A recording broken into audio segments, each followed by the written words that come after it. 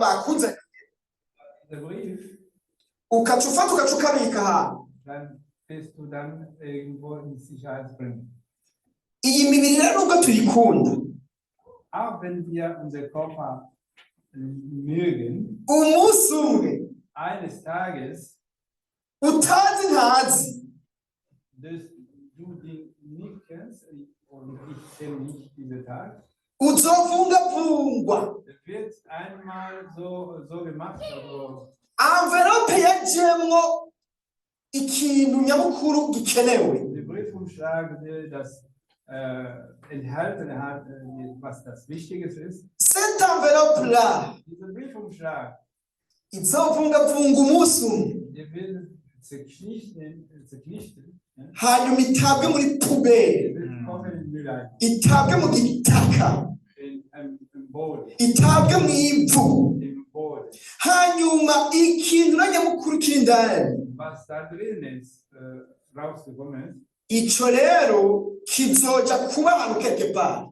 das wird irgendwo hingehen, Nka kurya ikete uhejeje kurisoma wie du machst mit dem Brief, uca urishira mu kabati, du bringst das in den Schrank, canke aho wageneye gushira amakete y'ikimazi. da wo du die wichtigen Unterlage hin tust. Rero aho uzoshira iryo kete harategurwa. Da wo du deinen Brief hinbringen wirst, dann musst du diesen Platz vorbereiten, Nk'umunyabwenge. wenn du klug bist. Ariko ca kintu twishimiye ya envelope, Aber diese Briefumschlag, mwumvise ko urayivungavunga ukayita muri puberi. du schmeißt das in Müll. Ubu mubiri rero Dieser Körper uyu uzovungavunga igihe kimwe. wird auch genauso sein. Umuvyeyi wanje umubiri wiwe waravungavunzwe. Mein Vater, sein Körper, würde so zerschnitten. Na jewe mu mwanya mutoya umubiri wanje waravungavunzwe. In einer Zeit, eine kurze Zeit war mein Körper auch genauso. Imana kubw'ubuntu bwayo iyo envelope Gott in seiner Gnade irayigarukanira igira neza. den Briefumschlag repariert. Ati ndakuhaye amahirwe twara poste. Und Haya. Gib dir noch eine Chance, geh weiter.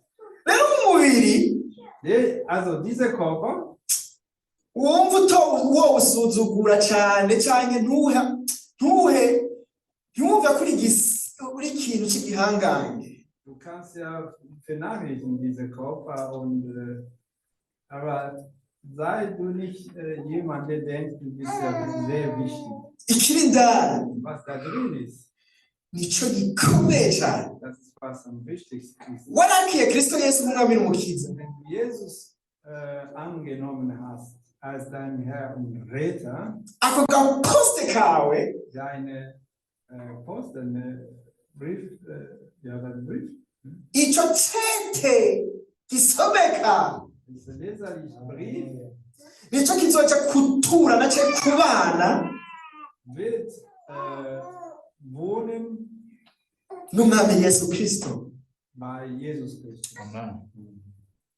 Ariko ukazoba utamwakiriye, Was du ihn nicht empfangen hast als dein Herr und Retter, ico cete ca negativity dieser Brief wird negativ. twebwe turabisobanukiwe ibya negative Wir verstehen, n'ibya kite. was auch Hauer, also Kite, das ist verlassen man. Ico cete kitemewe Wenn dieser Brief nicht anerkannt ist, kirahabwa kite. ihr bekommt eine verlassen diese Platz oder Kite oder Hauer.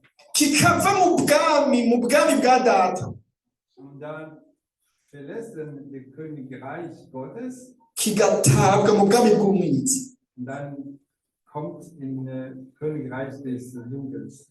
Rero ibitubako muri buno bugingo Was uns passiert in diesem Leben, bitubere icigwa, soll für uns als Lehre gelten. hanyuma dukomeze kuba abanyabwenge. Danach, wenn wir weiter kluge Menschen bleiben, dutunganye iby'iherezo ryacu. bereiten wir für unsere Zukunft, also was unser Ende wird. Imana ibahezagire cyane. Gott segnet euch sehr. Haleluya. Halleluja. Haleluya. Amen. Rero hamwe n'ibi mvuze n'iby'umwungeri wacu yavuze mwegeranye byose. Was ich gerade gesagt habe und was der Prediger gesagt hat, nimm das alles zusammen Mube nk'ishengero ry'Ibero. und sei wie die Gemeinde, die Beroya Gemeinde. Mugende kubyutsa. Und dann sollt ihr dann auch bearbeiten. Mugende kugira icyo bita rumini. Dann geht ja dann das Reminieren, das heißt immer noch, Kugira ngo ibyo wariye bishobore kukugirira ikimazi. damit was ihr gegessen habt, das für euch nützlich wird.